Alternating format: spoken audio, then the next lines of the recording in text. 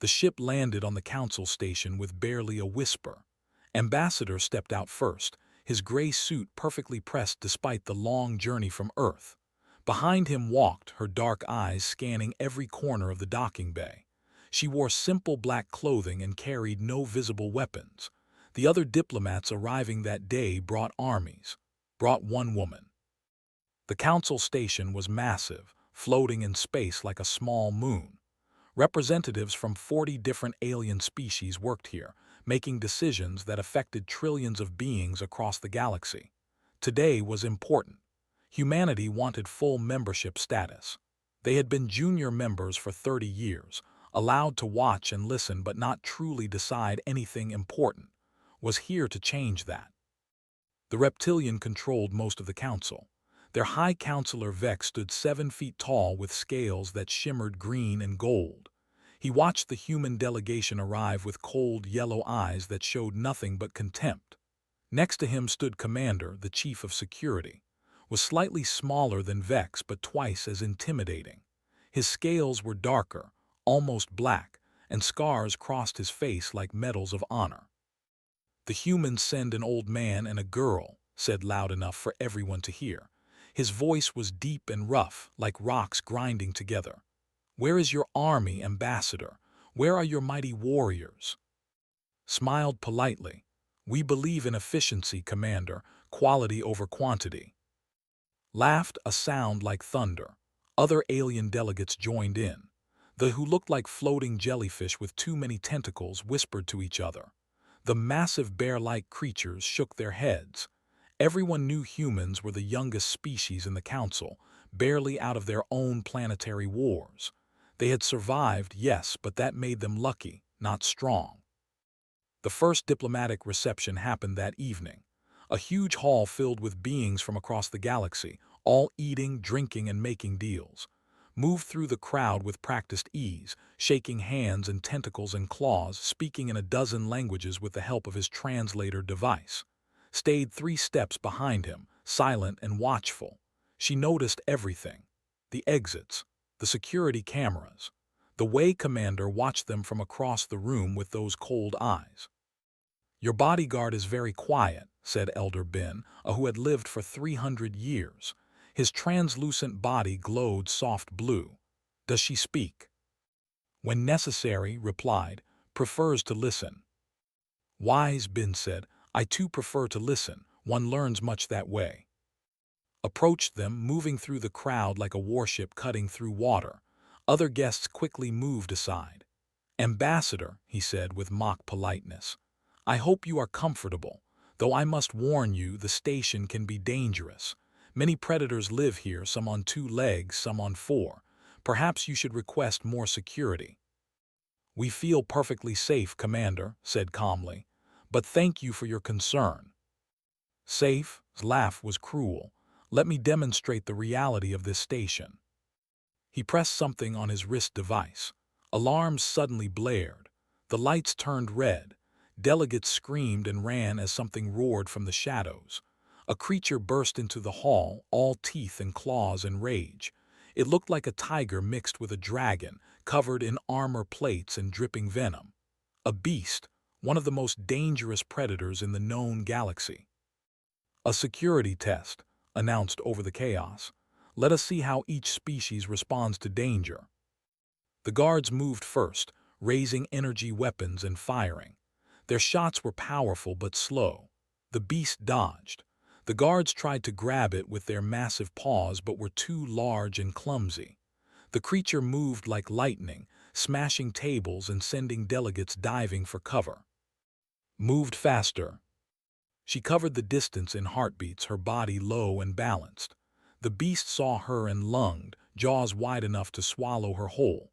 She slid under its attack, one hand touching the ground for balance.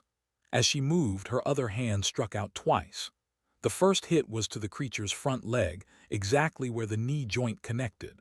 The second was to its throat, a precise strike that made the beast choke mid-roar. The creature stumbled, was already moving again, flowing around its body like water. Her hand struck pressure points that aliens didn't know existed. The beast tried to turn to catch her, but she was never where it expected. In 15 seconds, the massive predator collapsed to the ground, unconscious but alive. The hall fell silent. Every eye was on who stood calmly beside the sleeping beast, not even breathing hard.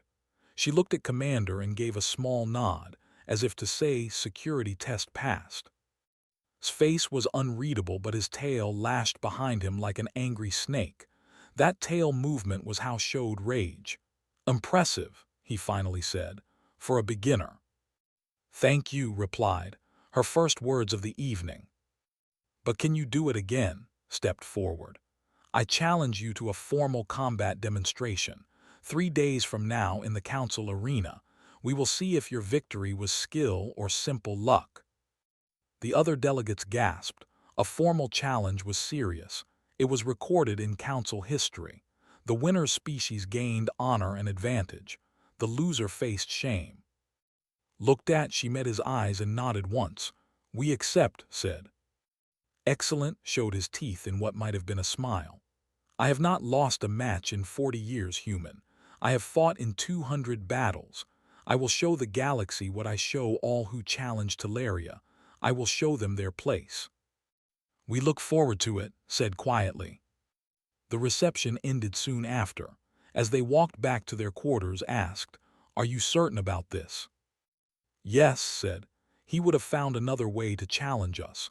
Better to face it now on terms we understand. The whole galaxy will be watching." "I know. He is the best fighter in the council, maybe the best fighter in known space." "I know that too," smiled slightly. "But he has never fought a human before. He does not know what we can do, what we have survived." Nodded slowly. Humans had nearly destroyed themselves in the last wars. They had climbed back from the edge of extinction through determination, adaptability, and the refusal to give up. Every human carried that history in their bones. 3 days until the demonstration. 3 days for the galaxy to prepare for what they thought would be easy victory. They had no idea what was coming. Neither did Commander. The council arena was built for spectacle. It sat in the center of the station, a massive dome where aliens came to watch combat sports, settle disputes, and witness history. Today, every seat was filled. Representatives from every member species crowded the stands. Screens broadcast the event to 1 trillion viewers across the galaxy. Everyone wanted to see the human bodyguard face the legendary Commander. Stood in the preparation room, stretching slowly. She wore flexible combat gear that allowed complete freedom of movement. No armor, no weapons. Sat nearby, watching her with concern hidden behind his diplomatic calm. "The rules have changed," he said quietly. "Convince the council this should be full combat, live weapons allowed, hazards active. First blood was not enough for him." "I expected that," replied, touching her toes without effort. "He wants to make an example of me." "You can withdraw. There is no shame in refusing a modified challenge." "There is shame," said. "Not for me, but for every human watching. If I withdraw, we tell the galaxy we are afraid, that we cannot stand equal with them." She straightened and looked at. "I did not come here to be equal. I came to show them what humans can be." Across the arena, Commander stood in his own preparation room. His armor was masterwork technology, scales of black metal that amplified his strength and protected against energy weapons. He carried a plasma blade that could cut through starship hull and an energy shield generator on his left arm.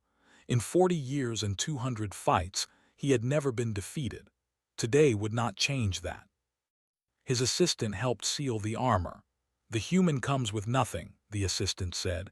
"No armor, no weapons. This will be over quickly." "Do not underestimate her," said, surprising himself with the words. He had watched recordings of the beast incident 100 times. His movements were efficient, almost mechanical in their precision. She wasted nothing. Every strike had purpose. It reminded him of something, though he could not name what. "She is dangerous."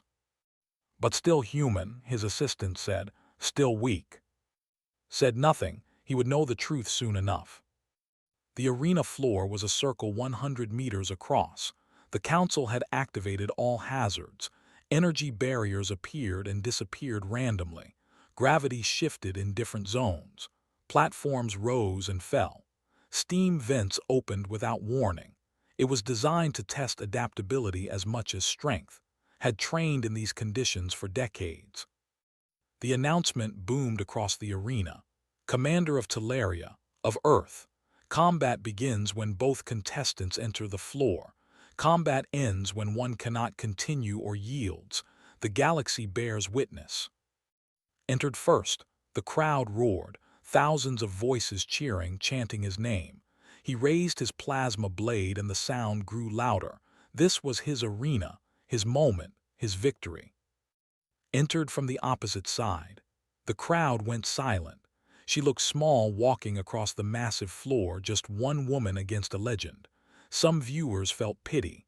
Others felt excitement at the coming violence. A few, like Elder Bin watching from his private box, felt curiosity. What would the human do? The signal sounded. Combat began. Moved forward confidently, plasma blade humming with deadly energy. He expected to retreat, to try and use the hazards for cover. Instead, she walked toward him calmly, her pace steady and unhurried. When they were 20 meters apart, charged. His armored form covered the distance in seconds, blades swinging in an attack that had killed dozens of opponents. Wasn't there. She had moved 3 steps to the left, exactly enough to let the blade pass by her shoulder. His momentum carried him forward. He spun, bringing his energy shield up to block the counterattack he expected, but didn't attack. She stood waiting, watching him. Attacked again, and again. Each strike was perfect technique, 40 years of experience in every movement. Dodged them all with minimal effort, moving just enough, never more than necessary. She studied him like a scientist studies an experiment, nodding everything. "Fight me," roared in frustration. "I am fighting," said calmly. "You are simply not hitting me." The crowd murmured. This was not what they expected. Where was the quick victory? Where was the human's fear? Changed tactics. He used his shield to create a wall of energy, then activated his armor's boost function to attack from a different angle. The crowd gasped at the speed, but had already moved. She rolled under his strike, came up behind him, and for the first time attacked. Her hand struck the back of his knee, exactly where the armor joints connected. Stumbled. His armor was strong, but joints were always weak points. Every armor had them. Had spent 3 days studying combat recordings, memorizing exactly where those points were. The fight continued. 30 minutes, an hour. Used every technique he knew. Avoided, adapted, countered. She was learning his patterns. Each attack taught her more. The hazards activated around them, gravity shifts that would crush normal beings, energy barriers that would burn, platforms that would trap. Used them expertly. Used them better. At 90 minutes, something changed. Was breathing hard, his armor's power systems running low. Looked exactly as she had at the start, calm and focused. The crowd realized what they were watching. This was not a fight. This was a lesson. The human was teaching the legendary warrior that his strength meant nothing if he could not hit his target. "How?" gasped between attacks. "How do you move like this?" "I watch," replied. "I learn, I adapt. It is what my species does best. We survive everything the universe throws at us. Then we become stronger." Felt something he had not felt in decades. Doubt. This small human with no armor and no weapons was defeating him simply by being impossible to hit. His strikes grew desperate, sloppy, frustrated. Saw her moment. As overextended on a powerful strike, she moved in close, faster than she had moved all fight. Her hands struck in sequence.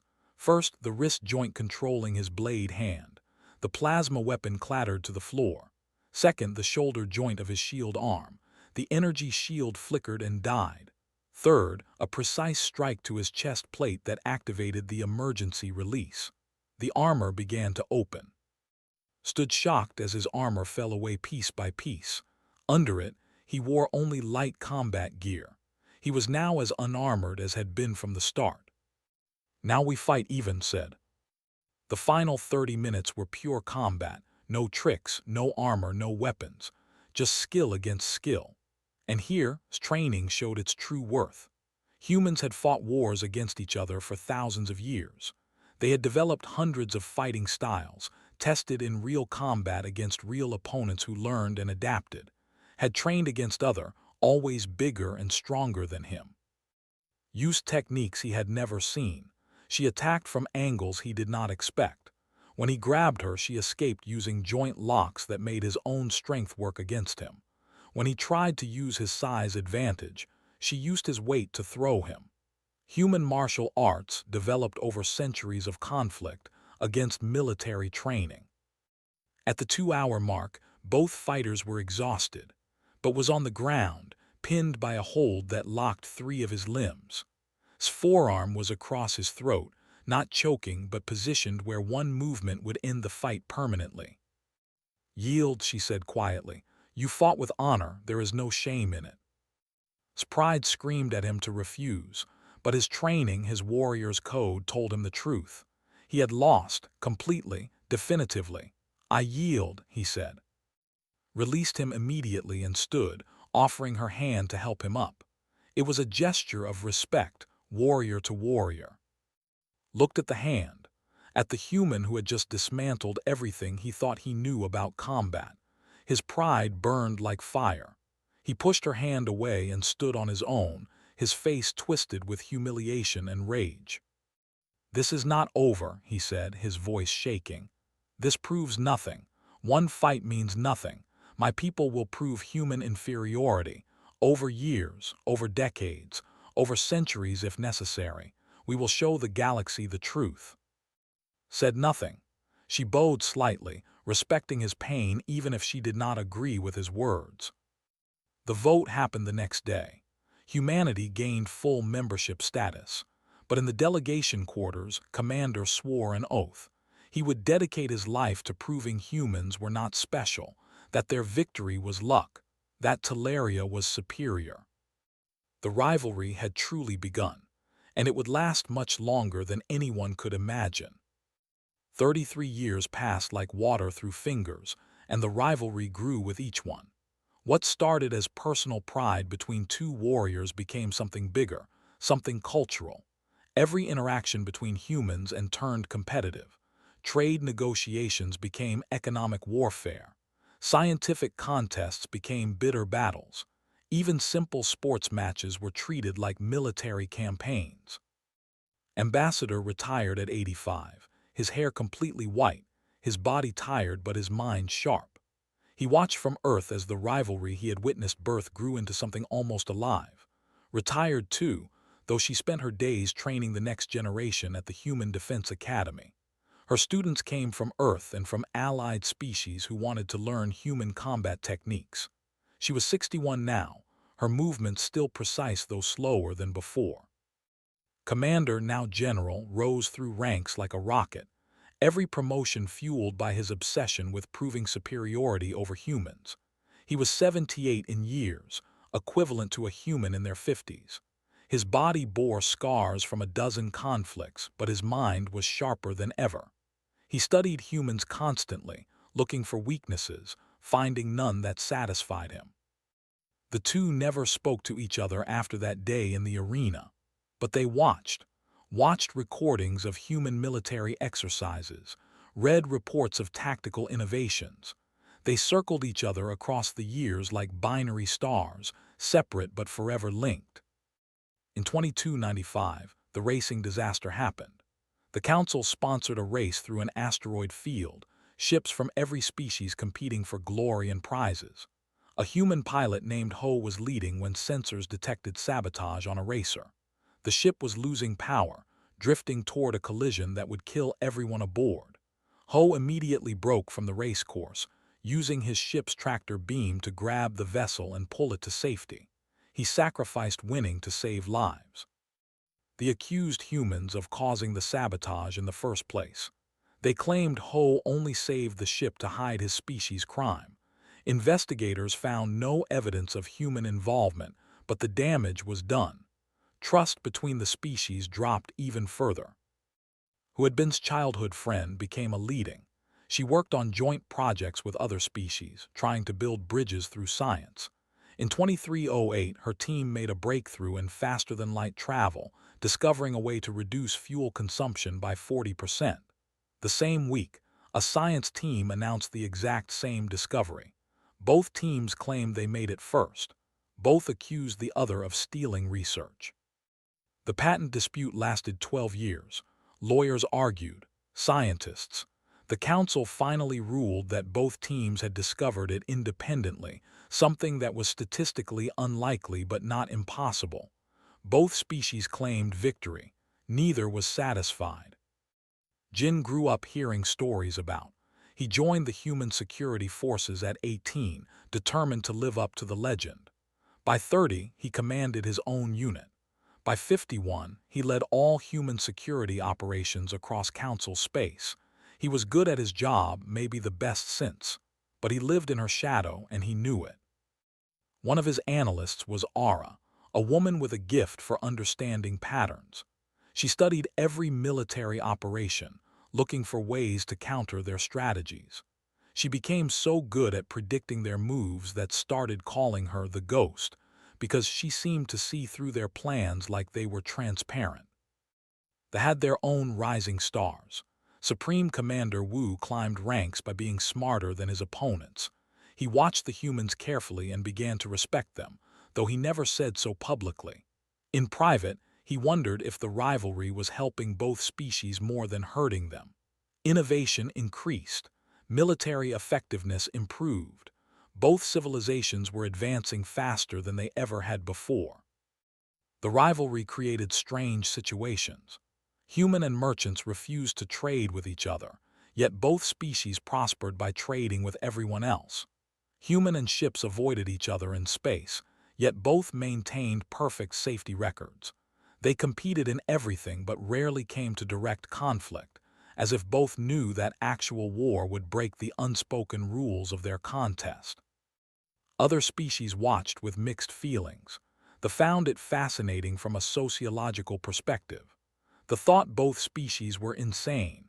The smaller species placed bets on which civilization would win the rivalry, though no one could define what winning meant. In 2318, pirates attacked a neutral colony on the edge of Council space. The colony sent distress signals. Human ships arrived first, immediately beginning rescue operations. Ships arrived 30 seconds later, also starting rescues. What should have been a cooperative effort became a competition to see who could save more civilians. Human teams used speed and flexibility, getting into tight spaces to reach trapped colonists. Teams used power and coordination, lifting debris that humans could not move. The pirates fled when they saw two military forces arriving, but the humans barely noticed. They were too focused on beating each other's rescue numbers. When it was over, every colonist had been saved. 0 deaths. The colony governor tried to thank both forces. Neither stayed to listen. They were already arguing about who deserved more credit. And continued their silent observation of each other. Collected every report about human military operations. He noted how humans adapted quickly to new situations, how they found creative solutions to impossible problems. It frustrated him because these were valuable traits he wished his own species emphasized more, but admitting that felt like admitting defeat. Read intelligence briefings about innovations. She saw how they refined their tactics, how they turned individual strength into team coordination. She recognized the discipline and honor in their approach. Sometimes, late at night, she wondered what would have happened if she had been on the same side from the beginning. What could they have accomplished together? But the rivalry was bigger than both of them now. Young humans grew up wanting to prove themselves against. Young grew up determined to restore their species' honor after defeat. Teachers on both worlds used the rivalry as motivation. Work harder or the humans will beat you. Study more or they will surpass you. Was it healthy? No one could agree. The council debated sanctions but never implemented them. Both species obeyed all laws, committed no crimes against each other. How do you punish competitiveness when it breaks no rules? Elder Bin, now over 300 years old, watched it all with ancient eyes. He saw something others missed. The rivalry was making both species better. Humans pushed to be more adaptive, pushed humans to be more disciplined. They were sharpening each other like two blades grinding together, each making the other keener. But sharpening has limits. Eventually, a blade becomes too thin, too brittle. Bin wondered when that breaking point would come. In 2320, both species had colonies across a dozen systems. Human technology had advanced 50 years beyond where projections said it should be. Military tactics had evolved in ways that impressed even their traditional enemies. The economic output of both civilizations had tripled. The rivalry had costs too. Diplomatic resources wasted on petty disputes. Scientific progress slowed by refusing to share data. Young people on both worlds growing up seeing the other species as opponents rather than partners. Died that year peacefully in his sleep on Earth. His funeral was attended by diplomats from every species except Teleria. Spoke at the service, her voice still strong despite her age. He believed in finding common ground, she said. He would be disappointed in what the rivalry has become, but he would also be proud of how far humanity has come. We must remember both things. Heard about's death through intelligence reports. He remembered the calm ambassador who had trusted his bodyguard completely. For a moment, just a moment, felt something like regret. Then he pushed it away and returned to planning the next response to human expansion. The galaxy watched and waited. Some species feared the rivalry would explode into war. Others were entertained by the ongoing contest. A few, like Bin, understood that something important was happening, though they could not yet see what it would become. 33 years of rivalry. Both species stronger, more advanced, more capable, neither willing to back down, neither able to see that they were creating something unprecedented in galactic history. Two civilizations bound together by competition, pushing each other toward excellence neither could achieve alone. The question was not if something would break. The question was what would happen when it did. The Devourers came without warning in 2355. One day the galaxy was peaceful, full of normal problems like trade disputes and border disagreements. The next day, 12 colonies across Council space simply vanished. Not destroyed, vanished. Every building, every person, every trace of life removed as if it had never existed. The Council called emergency sessions. Scientists studied the attack sites and found nothing useful. Then reports came of strange ships, organic-looking things that seemed grown rather than built. They appeared near human and colonies simultaneously, attacking both with equal aggression. The human colony on 442b sent distress signals. So did the outpost on 128b. Both were under attack. Both needed immediate help. Human and fleets responded at maximum speed. They should have coordinated. Any sane military response would have been joint operations, sharing intelligence and resources. Instead, both species treated it as another competition. Who could defeat the Devourers faster? Who could protect their people better? Who could prove their military superiority? The human fleet arrived at 442b first. Commander Jin led the defense, his ships using hit-and-run tactics that confused the Devourer vessels. The organic ships were tough but slow to adapt. Jin's forces destroyed them with minimal casualties. The colony was saved. The fleet, led by General himself, reached 128b minutes later. Used overwhelming firepower, his ships hammering the Devourers with coordinated strikes. The outpost survived with damage but no deaths. Another victory. Both species claimed success. Both ignored the bigger picture. The Devourers attacked 12 locations. Only 2 were defended.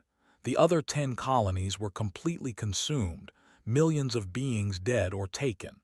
The competitive response by humans and meant resources were concentrated instead of distributed. It was effective for the two colonies they saved.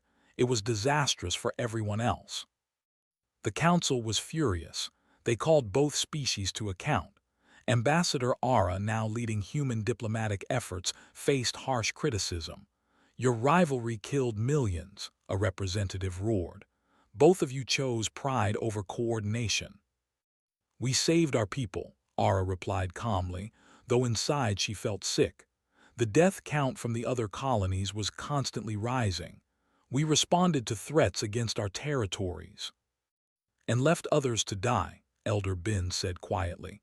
He was over 350 years old now, his body fatting but his mind still sharp. "The rivalry has gone too far. It must end before it destroys you both." They sent their own diplomats but refused to admit fault. Supreme Commander Wu, who had privately respected humans for decades, was forced to defend his species' actions publicly. "We followed proper military protocol," he stated. "Each species is responsible for its own defense." The Council threatened sanctions. They threatened to remove both species from membership. They threatened everything except actually doing anything, because humans had become too powerful to easily punish. The rivalry had made them strong. Now that strength protected them from consequences. Over the next 30 years, the Devourers attacked sporadically. Small raids, probing defenses, learning about Council species. Each attack prompted competitive responses from humans, and sometimes they succeeded, sometimes they failed. The rivalry continued, but underneath, something was changing. Jin found himself assigned to protect diplomats during a crucial trade negotiation in 2387. He hated the assignment. Protecting felt like betraying everything had stood for. But orders were orders. He took a small security team to the neutral station where talks were being held. General attended the negotiations personally. It was the first time he and Jin had been in the same room. Was 138 years old now, his scales more gray than black, his movements slower but still precise. Jin was 51 in his prime, trained by the best humanity had to offer. They did not speak to each other for 3 days. When they passed in corridors, both looked away. When they attended the same meetings, they sat on opposite sides of the room. The rivalry ran too deep for simple courtesy. Then the Devourers attacked the station itself. A massive assault, dozens of their organic ships appearing from nowhere. Station defenses activated but were overwhelmed in minutes. Evacuation alarms screamed. People ran in panic. Jin's security team moved immediately to protect the diplomats. Standard procedure. Get the principals to escape pods, get them away from danger. Jin was halfway to the pod bay when he realized security team was not with them. He checked his tactical display and saw why. His team was pinned down in the conference hall, surrounded by Devourer ground forces. Jin made a decision he would question for years afterward. He told his team to continue the evacuation, then he went back alone. The conference hall was Devourer soldiers were insect-like creatures with too many limbs and weapons that dissolved organic matter. His team was down to 3 survivors, including himself. They fought back-to-back, using furniture for cover, their energy weapons running low on charge. Jin entered through a service vent, coming at the Devourers from an unexpected angle. His weapons were human-made kinetic rounds instead of energy blasts, old-fashioned but effective. He dropped 2 Devourers before they knew he was there. Saw him and understood immediately. The human had come back for him. Why? They fought together without planning, without communication, but with strange synchronization. Jin used speed and unpredictability, keeping the Devourers off balance. Used strength and firepower, punishing any enemy that exposed themselves. Fighting style and tactics, working together for the first time in a century. When it was over, 15 Devourers lay dead. Its remaining team members were injured but alive. The station's human marines arrived to secure the area. Jin helped to his feet, the same gesture had offered a century ago. This time took the hand. They escaped the station on the last shuttle. Was injured. A devourer weapon had burned through his armor and deep into his side. Jin made sure he received medical treatment, staying nearby until doctors confirmed would survive. Days later, when was conscious and recovering, he asked to speak with Jin privately. The human commander came, curious despite himself. "Why did you come back?" asked. "You could have escaped, should have escaped." "Because leaving someone behind is not what humans do," Jin replied, "even if that someone is."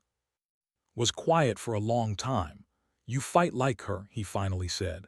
"Like the same efficiency, the same adaptability." "She trained me." "She was magnificent," admitted. The words came hard, fighting against a century of pride.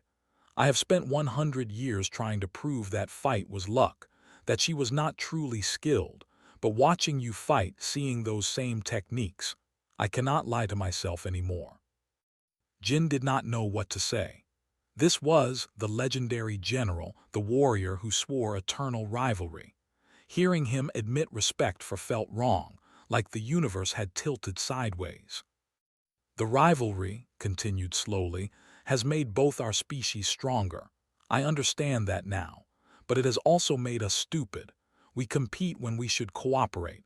We fight each other when there are real enemies in the galaxy." "You want to end it?" Jin asked carefully. "I want to," struggled with the words. "I want to meet her, before I die. I want to speak with the warrior who defeated me, who started everything, and tell her that she made me better. That fighting her shadow for 100 years taught me more than all my victories combined." Jin arranged the meeting.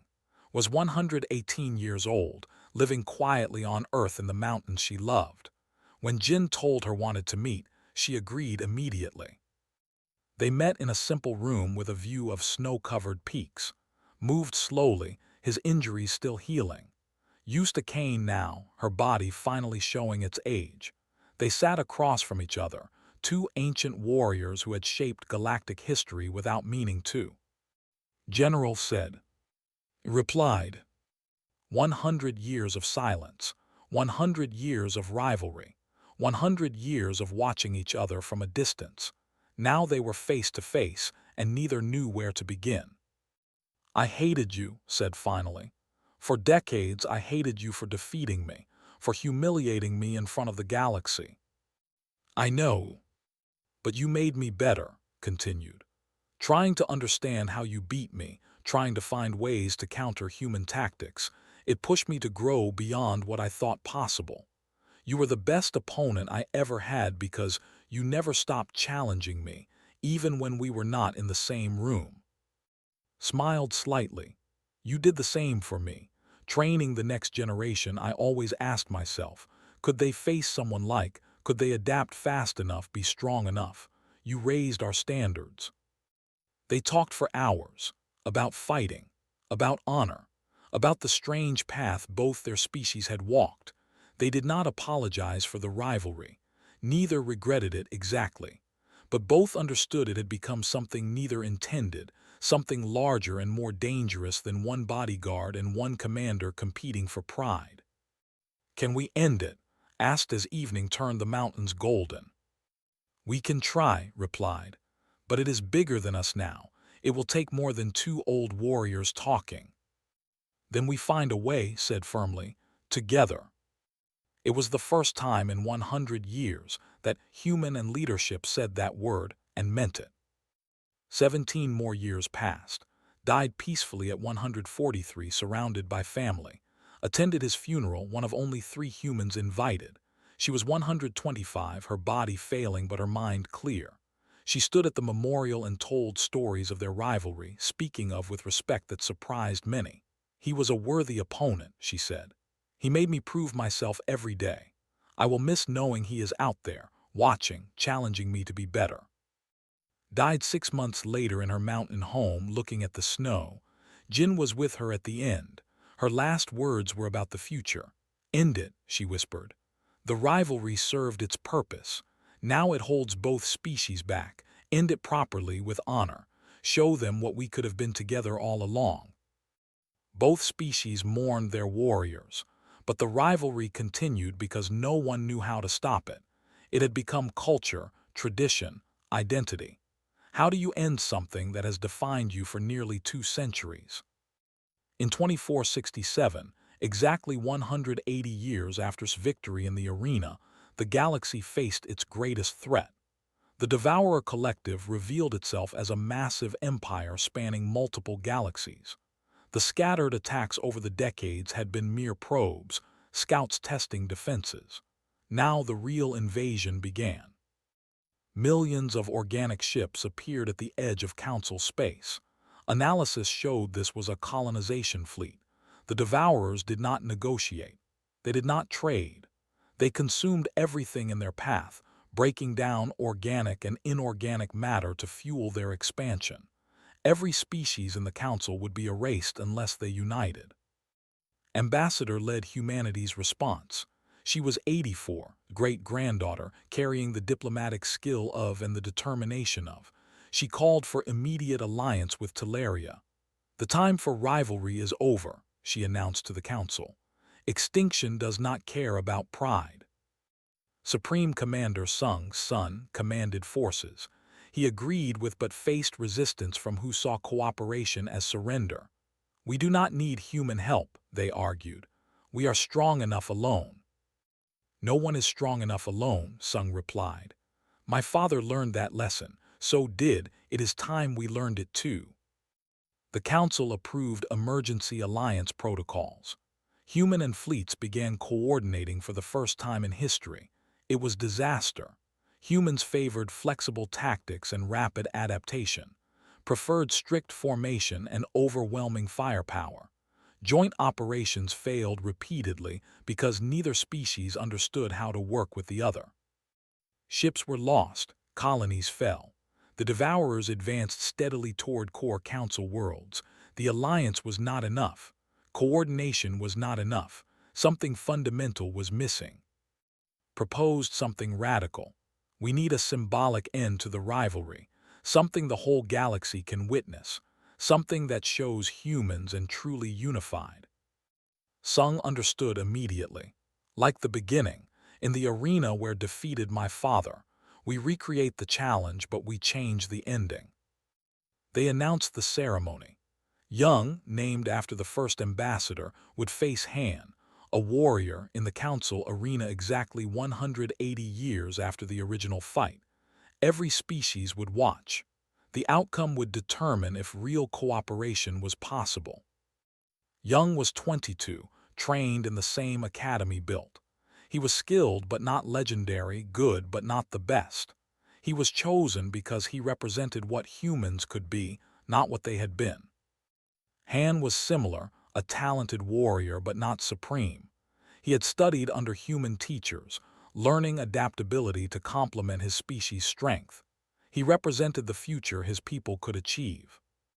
The arena filled again just like 180 years before. Screens broadcast to trillions across the galaxy. The comparison was obvious. Everyone remembered Versus, the fight that started everything. What would this fight show? Sat in the diplomatic box with Sung beside her. Are you certain they understand? She asked quietly. They understand, Sung replied. This is not about winning. It is about proving cooperation is stronger than competition. The signal sounded. Young and Han entered the arena, but instead of moving to opposite sides, they walked to the center together. Instead of preparing to fight each other, they stood side by side and bowed to the audience. We fight, Young announced, his voice amplified across the arena, but not each other. The arena floor opened. Holographic devourers appeared, programmed with realistic combat behavior. 2 warriors, human and against a common enemy. The demonstration was not scripted. They had trained together for only 2 weeks. Either they would succeed through real cooperation or fail publicly. The holograms attacked. Young and Han responded as one unit. When Young moved forward with human speed, Han provided covering fire with precision. When Han used his strength to create an opening, Young exploited it with human adaptability. Every move complemented the other. Every technique covered a weakness. The galaxy watched in silence. This was not the rivalry they knew.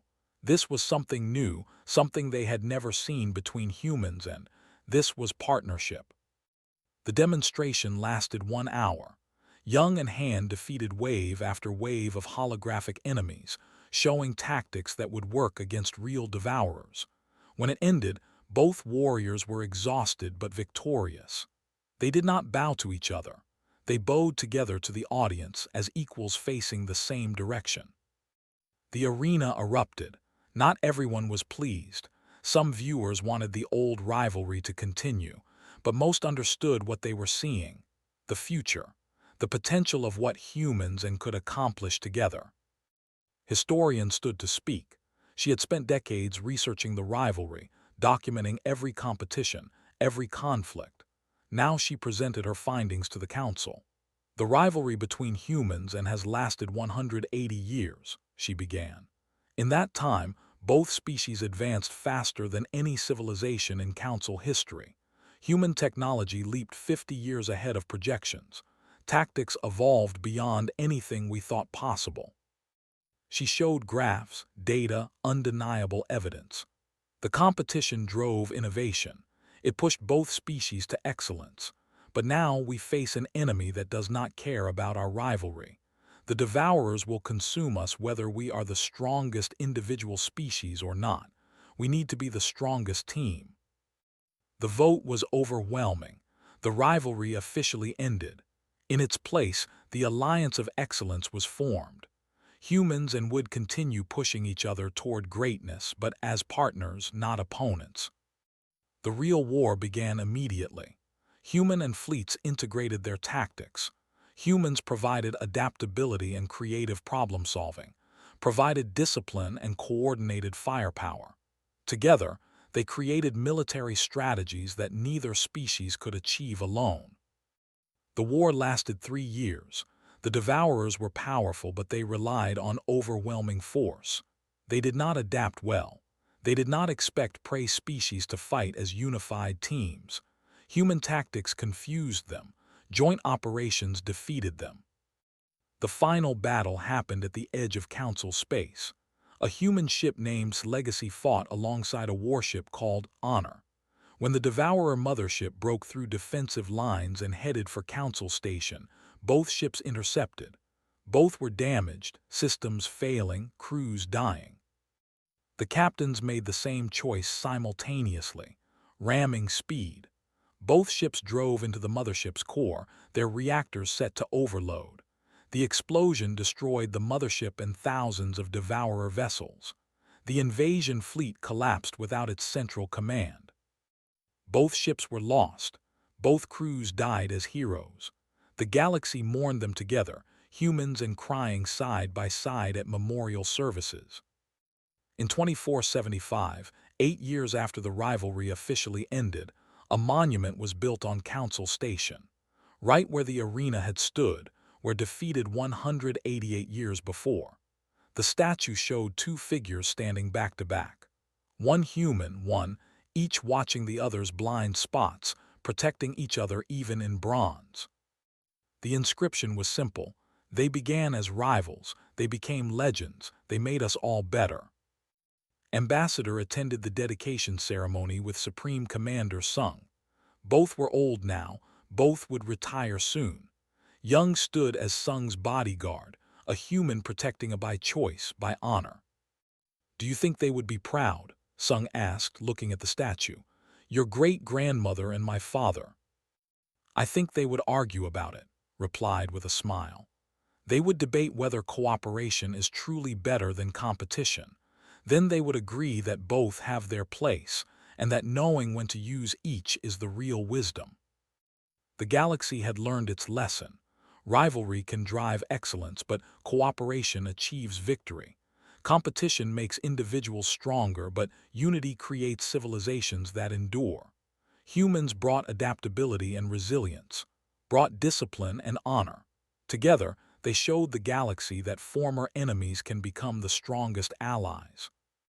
Young cadets from both species trained together now at joint academies. Human children learned martial discipline. Children learned human creative thinking.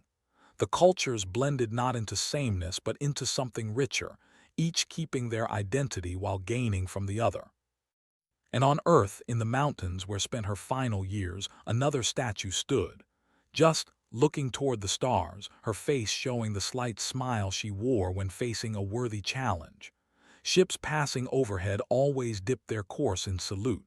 Human ships did the same, a tradition born from respect. The 180-year rivalry that began with pride and anger ended with understanding and strength.